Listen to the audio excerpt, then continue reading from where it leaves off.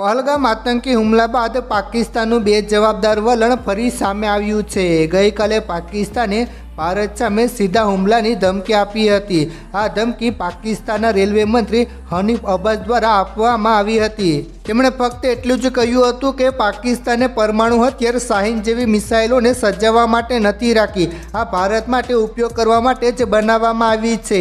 ત્યારે મિત્રો, આજે આપણે જાણીશું કે પરમાણુ બમ શું છે, તે કેવી રીતે ફૂટે છે અને તેની અસર કેવી થાય છે। કહેવાય છે કે આ બમના ફૂટ્યા બાદ 7 પેઢી સુધી અસર જોવા મળે છે અને બાળકો અપંગ પેદા થાય છે। મિત્રો, શું ખરેખર આવું થાય છે? શું છે સત્ય? ચાલો આપણે વિસ્તારથી જાણીએ। અણુબમ એટલે શું? મિત્રો, પરમાણુ એ કોઈપણ સામાન્ય પદાર્થનું સૌથી નાનું ઘટક એકમ છે જેમાં રાસાયણિક તત્વોના ગુણધર્મો છે। અણુ એટલે સૌથી નાનો કણ જેને નાના કણોમાં તોડી ન શકાય। અણુબમ સામૂહિક વિનાશ માટે રચાયેલું હથિયાર છે।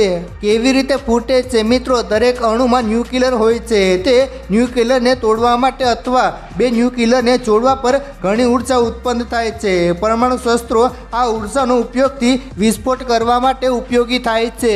અણુની અસર મિત્રો, જ્યારે અણુ વિસ્ફોટ થાય છે ત્યારે તેમાંથી એક કણ 3 ને છોડે છે। જે જગ્યાએ આ બોમ્બ પડે છે ત્યાં જમીન આગની જેમ સળગવા લાગે છે। અણુ ફેંકાયો હોય તે જગ્યા એકદમ ગરમ થઈ જાય છે કે ત્યાં સ્ટીલ પણ પીગળી જાય છે। એટલું જ નહીં, તેમાં રહેલો પ્રકાશ આંખોથી જોઈ શકાતો નથી। આ બોમ્બથી 500 મીટરની અંદર આવેલી વિશાળ ઇમારત પણ નષ્ટ થઈ જાય છે। પરમાણુ હુમલો થતાં જ તાત્કાલિક હજારો લોકોના મૃત્યુ થાય છે। પરમાણુ બોમ્બમાંથી ગામા કિરણો બહાર નીકળે છે જે ખૂબ જ ખતરનાક હોય છે। તે કિરણો શરીરના જે પણ ભાગ પર પડે છે તેની રચનામાં ફેરફાર થાય છે, પછી તે ચામડી હોય, આંતરિક અવયવો હોય કે હાડકાં।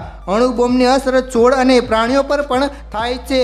ઉલ્લેખનીય છે કે આ બોમ્બની અસર આવનારી ઘણી પેઢીઓને સહન કરવી પડશે। વર્ષો સુધી વિવિધ રોગો થતા રહે છે। 1945માં હિરોશીમા અને નાગાસાકી પર ફેંકાયેલા અણુ બોમ્બ અસર ત્યાંના લોકો હજુ પણ સહન કરી રહ્યા છે। આજે પણ ત્યાંના લોકો સંપૂર્ણ રીતે સ્વસ્થ નથી। અણુ બોમ્બની અસર કેટલા કિલોમીટર સુધી થાય છે? મિત્રો, જ્યાં પરમાણુ બોમ્બ પડે છે ત્યાંથી 0.79 કિમી સુધી જ બધું નાશ પામે છે। આ સિવાય એર બ્લાસ્ટ 1.21 કિમી સુધીની દરેક વસ્તુનો નાશ કરે છે અને તેની અસર 10.5 કિલોમીટર સુધી હોય છે। પરમાણુ બોમ્બથી કેવી રીતે બચી શકાય? મિત્રો, જ્યાં અણુ પડે છે ત્યાં કુલ કિલોમીટરની ત્રિજ્યામાં બધું જ નાશ પામે છે। જો તે જગ્યાથી થોડા કિલોમીટર દૂર હોવ તો પરમાણુ બોમ્બથી બચવા માટે કેટલાક ઉપાયો કરી શકાય છે, જેમ કે જ્યાં પણ પરમાણુ બોમ્બ પડ્યો છે તે જગ્યાને દેખાવાનું ટાળો, કારણ કે આમ કરવાથી આંખો કાયમ માટે ખરાબ થઈ શકે છે। પરમાણુ હુમલાના કિસ્સામાં તમારી જાતને રૂમમાં બંધ કરો। જો શક્ય હોય તો બિલ્ડિંગના ભોયરામાં જાઓ। જ્યાં સુધી રાહતના સમાચાર ન મળે ત્યાં સુધી સ્થળ ન છોડો, નહીંતર તમારા શરીરને સંપૂર્ણપણે ઢાંકી રાખો। કેટલા દેશો પાસે છે પરમાણુ બમ? મિત્રો, વર્તમાન સમયમાં વિશ્વના કુલ 9 દેશો પાસે છે પરમાણુ બમ, જેમાં અમેરિકા, બ્રિટન, રશિયા, ફ્રાન્સ, ચીન, ભારત, પાકિસ્તાન, ઇઝરાયલ અને ઉત્તર કોરિયાનો સમાવેશ થાય છે।